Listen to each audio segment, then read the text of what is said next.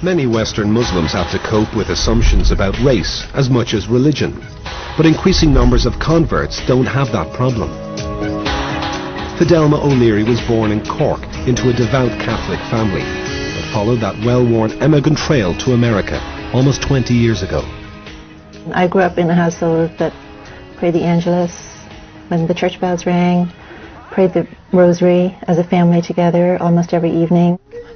For Mom and Dad, being Catholic wasn't just about going to Mass on Sundays. Being Catholic was something that happened every day.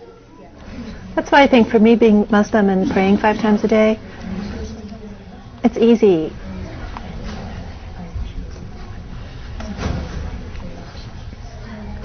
It was a process of becoming disenchanted with the church. I just pulled away from being a traditional Irish Catholic. Today, Fidelma lives in the Texas state capital, Austin, and is professor of biology at St. Edward's University. You find someone poking around inside your nostril, right? They're just worried about you. Okay? A college friend of mine gave me a copy of the Quran. I was pretty darn excited to know that there was actually a religion that was what I believed.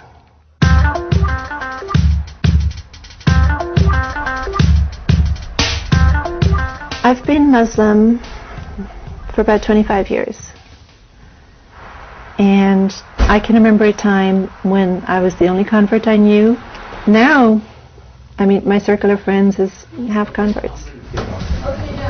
Assalamu alaikum. Most Friday mornings, Fidelma hosts a prayer group at her home, and among the faithful are 2 other Irish converts, Eileen and Michelle. Hey, we're 3 lovely lassies from Erin, and I am the best of them all. The world is becoming quite secular, and I think that's okay for a while, but then people look for meaning and they look for significance. Jesus said, "I am indeed a servant of Allah. He has given me revelation and made me a prophet." It's a very simple message. At the end of the day, it's a very simple message. There's God. Worship God.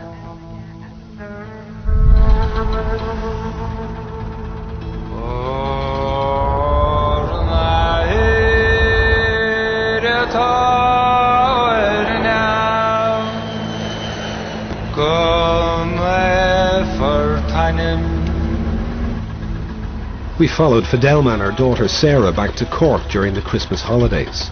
The journey would deliver an intimate encounter between a modern Muslim and Catholic tradition.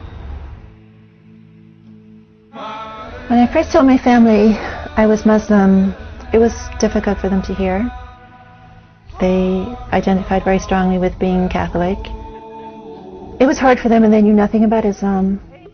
You talk about misrepresentations of Islam now, well, go back to Ireland in the 70s and it was more harshly misrepresented. I don't think you gave me a kiss. Give me a kiss and a hug for your auntie. What's your favorite auntie?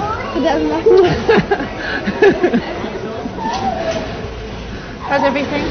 Great. Yeah. Great.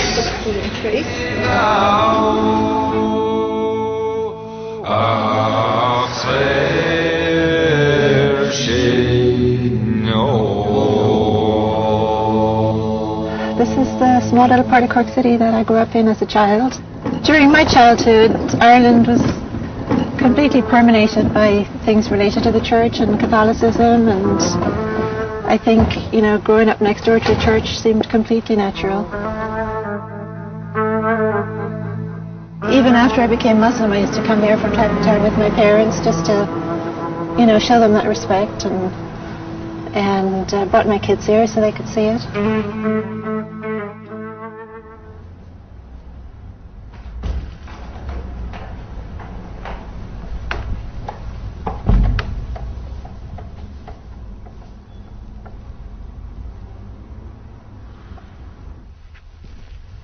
I'm kind of shocked at myself to remember that I used to go and kneel in front of these statues and pray to them. And the thought of kneeling at a statue of some virtuous person who passed away and praying to that person is ludicrous to me.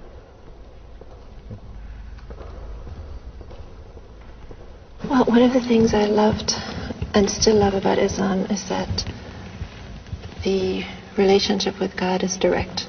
It's me and my Creator. And I don't require clergy people. I don't have to go through clergy to have access to God. So I can learn from scholars, but my access to God, my worship is direct. I stand before God and I worship, and I ask for help and I ask for guidance, and it's a very direct connection. And that means an awful lot to me.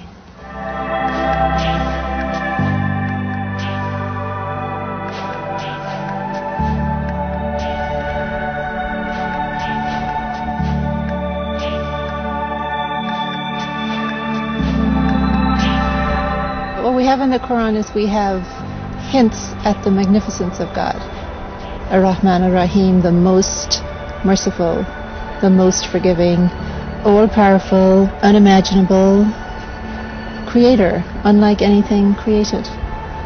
So I think it's a human tendency to always try to imagine that God is like something created that we can see or hear or taste or touch, but the creator is nothing like what was created.